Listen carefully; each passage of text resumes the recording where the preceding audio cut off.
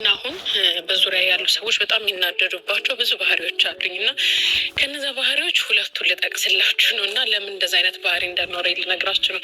አንደኛው ባህሪ በቃ አለባበሴ ምናምን ነገር አይወዱትም፣ ራሷ ላይ ኢንቨስት እያደረገች አይደለም ብለው ያስባሉ እና አንደኛው እሱ ነው። ሁለተኛው ደግሞ በቃ መገኘት ባለባት ቦታ አትገኝም፣ ሰው አትፈልግም፣ ሶሻብል አይደለችም ብለው በጣም ደስተኛ አይደሉም። በዛ ነገር በሁለቱ ባህሪዎች ደስተኛ አይደሉም። ብዙ አሉ ሌሎችም ግን ጠቅስላችኋለሁ። አሁን ግን ስለ ሁለቱ ልነግራችሁ ነው። ለምን ራሴ ላይ ኢንቨስት ማድረግ እንዳቆምኩኝ፣ ውጫዊ ማንነቴ ላይ ኢንቨስት ማድረግ እንዳቆምኩኝ ልንገራችሁ።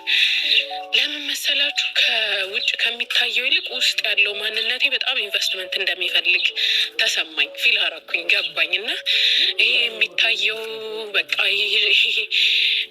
ልብሴ፣ ጸጉሬ ሳይሆን ጭንቅላቴና ልቤ፣ ነፍሴ ብዙ ኢንቨስትመንት እንደሚያስፈልጋቸው ገባኝና ይሄ የሚታየው ነገር ላይ ኢንቨስት ማድረግ አቁሜ የማይታየው ነገር ላይ በቃ የኔ የሆኑት የግል የሆኑት ነገሮች ላይ ኢንቨስት ማድረግ ጀመርኩኝ። በዛ ምክንያት ሰው በቃ ራሷ ላይ ኢንቨስት አታረግም ምናምን ብለው ኢቭን በቃ አይደል የሆነ በተቻላቸው አቅም የሆነ ደስተኛ እንዳልሆኑ በእኔ ብዙ ሰዎች ይነግሩኛል። ባይነግሩኝም አውቃለሁ፣ አንደርስታንድ አደርጋለሁ። ግን እኔን የሚያስጨንቀኝ እሱ ስላልሆነ ብዙም እንትን አይለኝም። ሁለተኛውን ነገር ደግሞ ልንገራችሁ። ሰው አትፈልግም፣ ሶሻብል አይደለችም። ለምን መሰላችሁ እንደዛ አይነት ሰው የሆንኩት?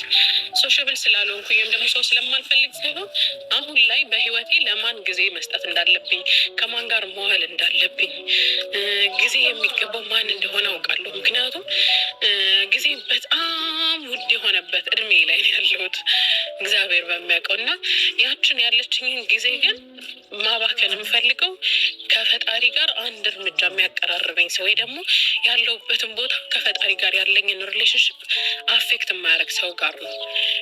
ማለት ብችል ይሄ በቀርቢያቸው መለወጥ የምችላቸው ሰዎች ከሆኑ ቀርቢያቸው ብለውጣቸው ወይም ደግሞ እነሱን ይዤ አንድ እርምጃ ወደ ፈጣሪ ብቀርብ ደስ ይለኛል።